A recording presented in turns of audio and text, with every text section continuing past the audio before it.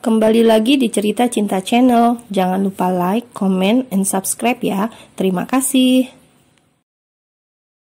Zio sedang duduk di salah satu kursi di dalam sebuah jet pribadi miliknya.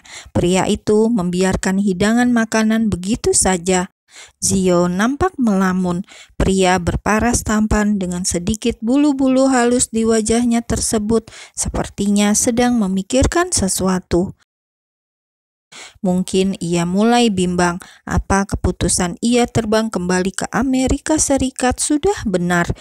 Di tengah perjalanan, ia malah mulai meragu untuk apa jauh-jauh ia menemui gadis yang sama sekali tidak ia kenal.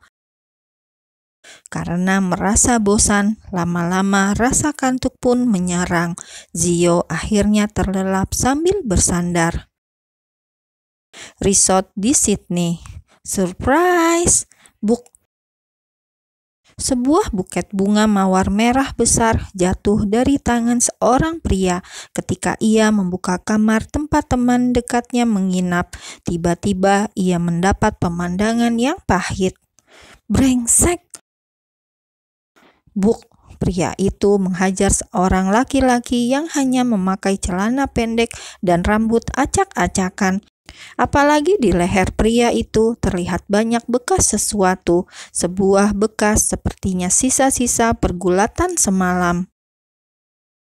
"Stop Zio, hentikan!" teriak sang wanita yang kala itu hanya memakai pakaian dalam. Zio menatap nanar pada dua pengkhianat tersebut. Jauh-jauh terbang ke sana, Zio malah mendapati teman dekatnya tidur dengan pria lain. Waktu itu Zio sangatlah muda. Ia masih berumur pertengahan 20-an, masih sibuk meniti karir. Suatu hari ia ingin memberi kejutan di hari ulang tahun teman dekatnya yang saat itu menempuh pendidikan di Sydney, tapi ia sendiri malah yang terkejut mendapati wanita yang ia sukai berkhianat, dan mulai dari sana ia menganggap wanita sama. Wanita hanya mendekatinya karena latar belakang keluarganya, semua tentang uang. Tidak ada wanita yang benar-benar setia. Tuan, Zio tersentak. Ia langsung menoleh melihat sekretarisnya yang sudah berdiri di sebelahnya. Rupanya Zio habis mimpi buruk. Ia teringat dengan kejadian yang sudah lama, sebuah pengkhianatan yang membuatnya jadi enggan menikah. Apesnya lagi, saat mulai tertarik dengan gadis sederhana, si pencuri sushi, tidak taunya gadis itu malah menikahi Dirga. Untuk sesaat ia merasa kecewa, tapi lama-lama mencoba menerima karena nasibnya tidak seburuk Dirga. Sepupunya itu mengalami hal lebih parah, harus bolak-balik menemui dokter untuk menyembuhkan traumanya. Zio lebih beruntung karena tidak menyaksikan kekasihnya mati dengan tragis. "Tuan, kita sudah sampai." Sekretaris Zio kembali berbicara. Sementara itu, Zio hanya mengangguk pelan, kemudian bersiap untuk turun karena mereka sudah tiba. Sembari berdiri, ia merapikan jas yang dikenakan. Kemudian turun dari jet yang sudah mendarat secara sempurna tersebut. Di dalam mobil, sang sekretaris kembali bertanya, "Langsung ke hotel, Tuan?" Zio menggeleng, kemudian mengeluarkan kartu nama dari dompet. Mereka pun menuju ke sebuah alamat yang tertera di dalam kartu nama tersebut. Setelah menempuh beberapa puluh kilometer, akhirnya mobil itu berhenti tepat di sebuah rumah berlantai 2 dengan pagar warna coklat. Sesaat kemudian, pagar otomatis terbuka dan mobil yang membawa Zio langsung melesat ke dalam. Baru turun dari mobil, Dr. Titan langsung menyambut kedatangan Zio sambil menggendong buah hatinya yang berwajah oriental. Dokter langsung memeluk kawannya itu, kemudian meminta putrinya untuk menyapa Zio. "Halo Om Zio," sapa Dokter Titan sambil menatap putrinya yang baru berusia 2 tahun. "Cantik sekali, siapa namanya?" tanya Zio yang gemas melihat mata Ella yang sipit, mirip seperti ibunya. Istri Dokter Titan pun muncul dari belakang. Ia sambut kedatangan Zio dengan senyum ramah. "Ayo masuk, di luar sangat dingin," ajak mamanya Ella, seorang wanita keturunan Asia. Mereka pun masuk bersama-sama. Ella kini sudah duduk di pangkuan Zio. Mereka mengobrol sambil makan pai apel. "Sebentar lagi dia datang." Tiba-tiba Dokter Titan mengatakan hal itu setelah melihat ponselnya. "Dia," Zio mengernyitkan dahi. "Dia sangat baik, aku mengenalnya," sela mamanya Ella. "Kalian mengenalnya?" Zio semakin bingung. Ia pikir wanita itu hanya wanita asing, tapi ternyata keluarga Dokter Titan mengenalnya. "Kalian sedang menjebakku," ucap Zio dengan tatapan menuduh. "Itu lebih baik daripada kamu asal menaruh benih sembarangan," celetuk Dokter Titan. "Aku bilang tidak usah. Kamu akhirnya datang, berarti kamu serius."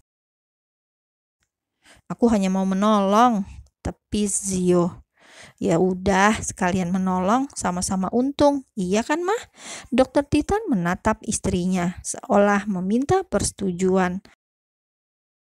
Sang istri jelas mengangguk karena gadis yang dimaksud merupakan mantan pekerja part-time di klinik hewan miliknya. Dan selama ini mengenal gadis tersebut, gadis yang terancam dideportasi.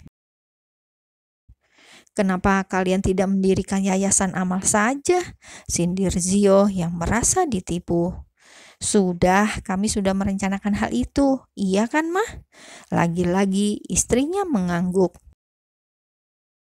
"Dia cantik kok, kamu pasti suka," ujar Mama Ella yakin, karena ia tahu selera Zio dari suaminya.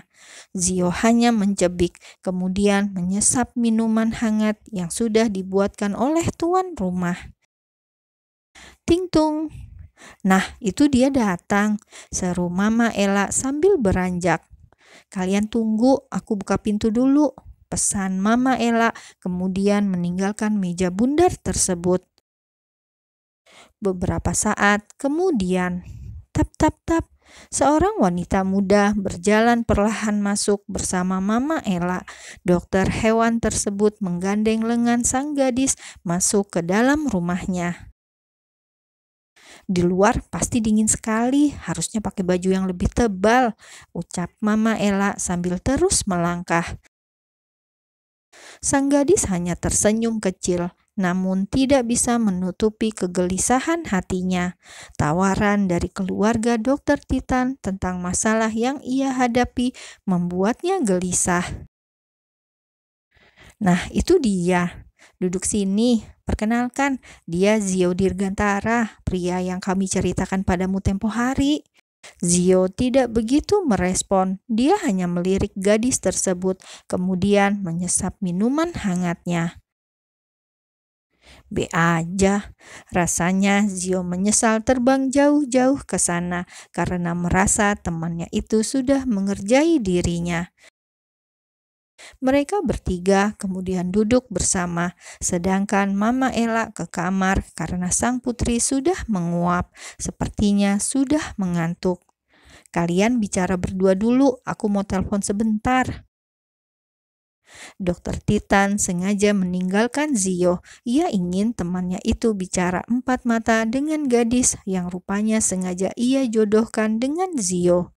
Daripada Zio macam-macam, baginya keputusan Zio yang ingin punya anak tanpa menikah itu adalah keputusan yang tidak tepat. Membuat anak itu seni yang dilakukan 2 orang, bukannya menaruh benih sembarangan tanpa harus adanya sentuhan fisik. Ingin membantu sang teman, dia mengatur semuanya dengan sang istri. Kini ia membiarkan Zio mengenal dulu calon ibu dari anaknya. Siapa tahu mungkin mereka jodoh, pikir Dokter Titan dan sang istrinya tersebut. Di ruang tamu, sudah lama tinggal di sini? Tanya Zio malas. Sikapnya acuh dan terkesan dingin. Ia bertanya hanya sekedar basa-basi. Gadis itu kemudian membuka hoodie yang menutupi kepalanya. Dia bicara sambil menundukkan wajah.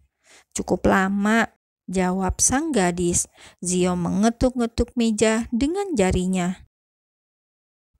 Kenapa sampai mau dideportasi? Haruskah aku menjawab?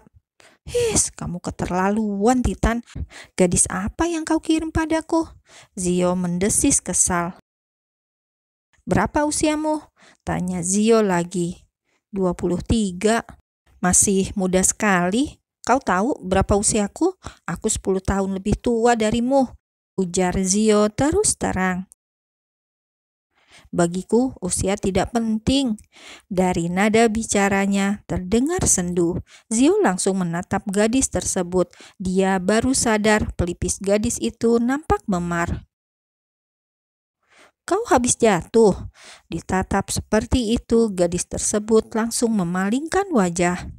Kau dipukul, tebak Zio sambil menyibak rambut gadis yang semula menutupi sebagian wajahnya.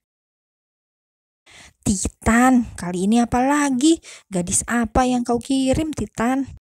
Zio kembali mendesis, kemudian memutar kursi gadis tersebut. Lihat aku, seru Zio.